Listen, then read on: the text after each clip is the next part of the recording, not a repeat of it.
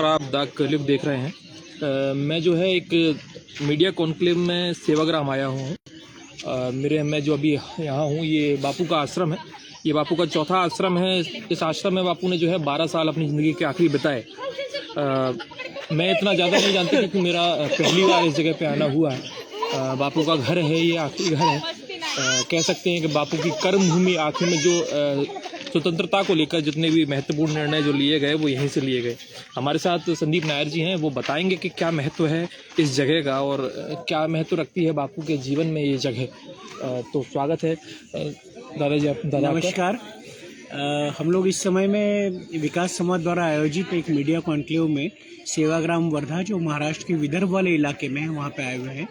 और इस जगह का दो तरह से महत्व है।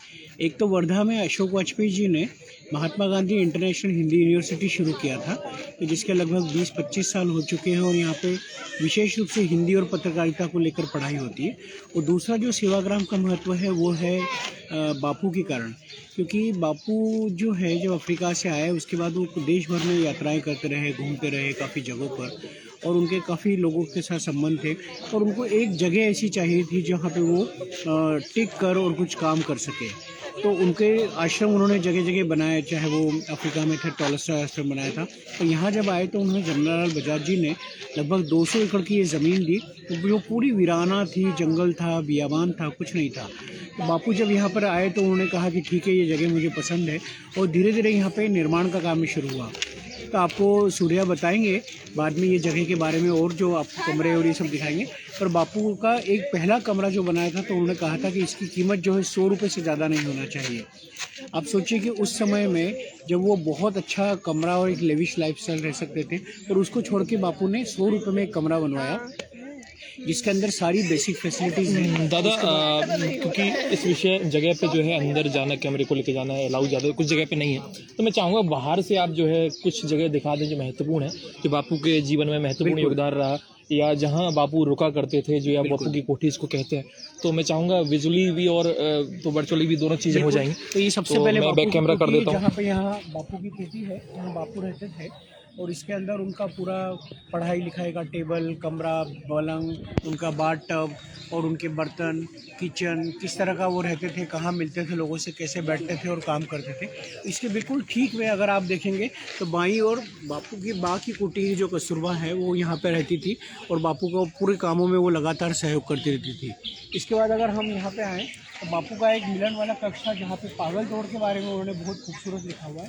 तो किस तरह से मैं चाहूँगा सूर्या कि आप ये पागल दौड़ जो है इसको थोड़ा बताएं कि हम आज के संसार में किस तरह से पागलों की तरह से दौड़ते जा रहे हैं।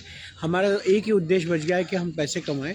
और ये अगर आप इसको थोड़ा ध्यान से देखेंगे और पढ़ेंगे तो इसमें लिखा है कि अपनी आवश्यकताएं बढ़ाते रहने की पागल दौड़ में जो लोग आज लगे हैं वे निरर्थक मान रहे हैं कि इस तरह का खुद अपने सत्व में वृद्धि, अपने ज्ञान में वृद्धि कर रहे हैं। उन सब के लिए हम क्या कर बैठे हैं, ऐसा सवाल पूछने का समय एक दिन आए बगैर रहेगा नहीं।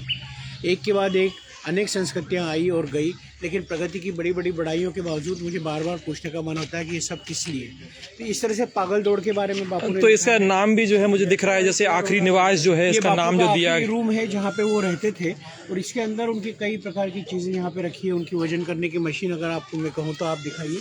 जैसे आप देख पा रहे होंगे, क्योंकि काफ़ी जो चीज़ें हैं वो बदली नहीं गई हैं, जैसी थी वैसी ही वैसी वो चीज़ें हैं। जो बापू का घर है ये मट्टी का घर है, मिट्टी का। आज के टाइम पे भी जो है इसको सजो के रखा गया है, जो है इसको मिटाया नहीं गया है, बापू की यादों को सजो के रखा गया है।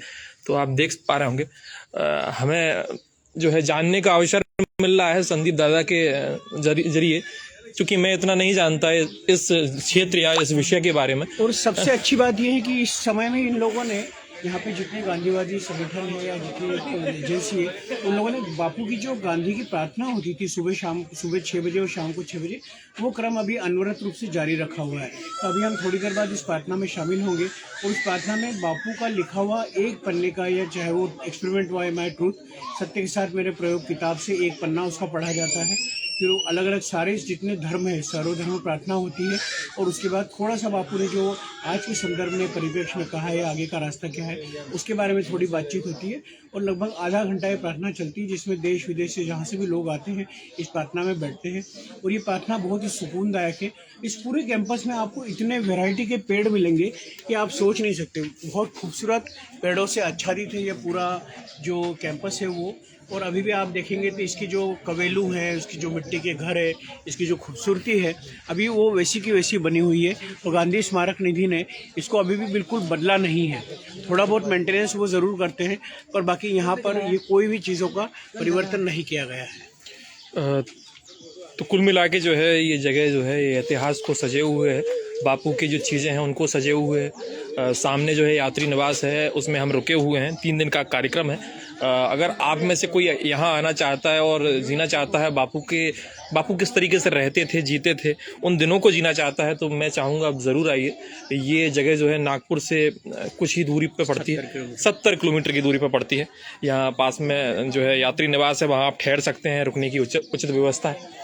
और यहाँ से ठीक 7 किलोमीटर दूर पर विनोबा भावे का पवनार आश्रम है। अगर आप यहाँ पर आते हैं तो पवनार आश्रम भी ज़रूर देखना चाहिए। जब विनोबा भावे को हम सब जानते हैं कि उन्होंने भूदान का बहुत बड़ा आंदोलन किया है, और जब वो थक जाते थे तो बापू उनके पाँव दबाते थे। इतना आपसी मैत्रेयी और इतना सामंजस्य उन दोनों में था। तो अभी के लिए मैं इतना ही कहना चाहूँगा, क्योंकि 6 बजने वाले हैं और जो प्रार्थना है, जो बापू जिस प्रार्थना में शामिल होते थे वो प्रार्थना होने वाली है। आज मुझे सौभाग्य मिल रहा है कि मैं उस प्रार्थना में शामिल होने वाला हूँ। तो अभी के लिए इतना ही। मैं सूर्या, आप द कलयुग देख रहे हैं। ऐसे ही अपना प्यार दिखाते रहिए, हमें आगे बढ़ाते रहिए। धन्यवाद।